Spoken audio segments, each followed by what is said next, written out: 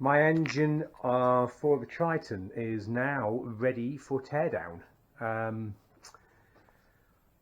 haven't decided how much coverage I'm going to give on this, probably bits and bobs. I'm not going to do the obvious stuff because frankly I'm just not good enough.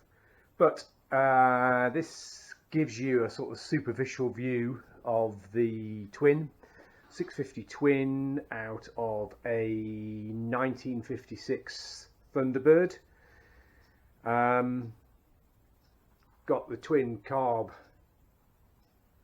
manifolds on there. Again, I've no idea what condition is like. It looks to me superficially as though it has had some work started on it. The fact that the barrels have been painted red makes it look to me, and my expectations are that it has been rebored, but I don't know.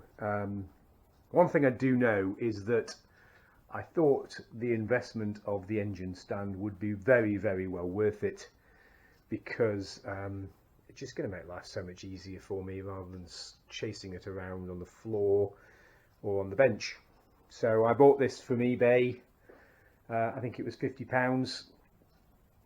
My rationale is I will either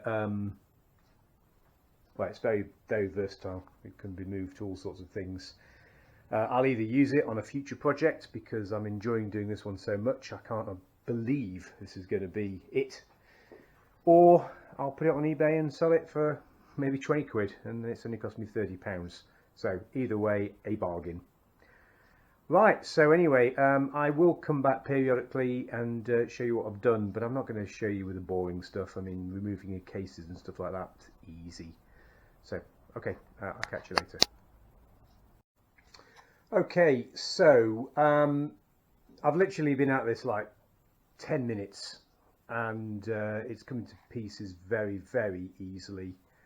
I've taken the front casing off here, obviously, but also the oil pump is off. I put that in a box. It had 2 nuts and 2 washers on there as well, and is driven by this thing here. In fact, I'll show you what I've got. So look, I've taken there's the oil pump in a box there. Taken the push rods out, which are also in the box. Taken these sort of rocker cover and sort of, well, rocker cover and rockers all in one, really. So I've taken those off. Front casing off, as I said. Cylinder head, which is aluminium. So I don't know what it's off. I don't know if, again, I don't know enough about these bikes to know whether this is standard or not. But it's had a bit of a clean-up, but not much in the actual combustion chambers, which is weird. Anyway, so the cylinder head is off. And most of these things were only held together with like 1 or 2 bolts, so it's clearly had a rebuild.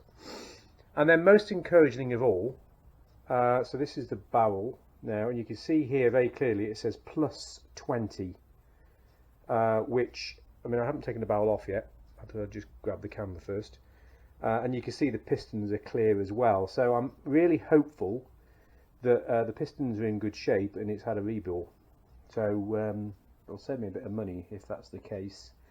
But we will see, and I will report back. So that's where we are at the moment. So I've now removed the barrel, again only fastened on with 2 screws.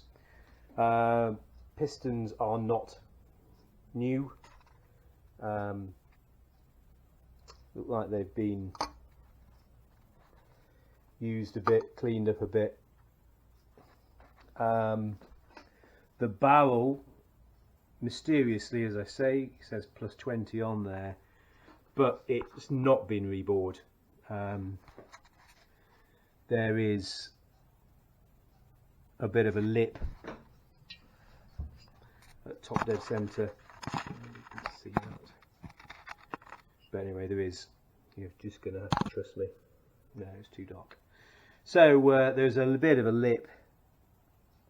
I'm going to do some measurement and make a call about whether it needs rebuilding I will also measure all the pistons as well. Hopefully I can get the dimensions from somewhere, work out if it needs redoing or not. But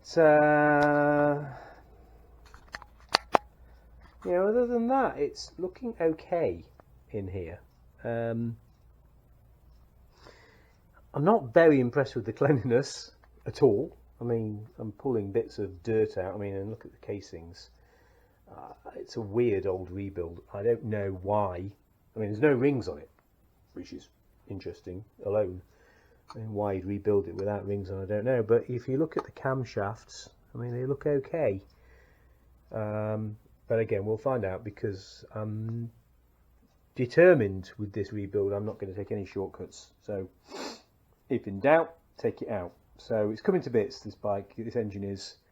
But we'll just have to work out where we are. Okay, so more to follow. Okay, so I have now the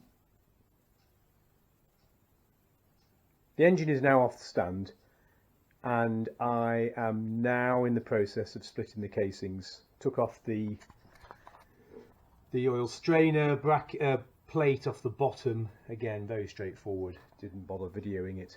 But this is worth videoing, because I'm busy trying to split these casings using my faithful little taper edged, and it's just not going, and I don't feel right about it. And then I found that there's some screws. Can you see those? There, there you go. You see that screw up there in the middle of the shot now, and there's two of those straight head screws there on the top. God, I'm glad I spotted those, otherwise I would have broken the casings. So that's, I think, between me and splitting these casings. So engine now stripped down as far as I'm going to strip it anyway. So let me just quickly show you what we've got. We've got a couple of casings. I think at the last video I was showing you the casings I was struggling to take to pieces. These here are the offending screws. I did manage to get them out with the copious amount of heat that was required. So I put a lot of heat on there, and I had to remove these studs here. So that I could get a decent purchase with the screwdriver going in there. So I got those out.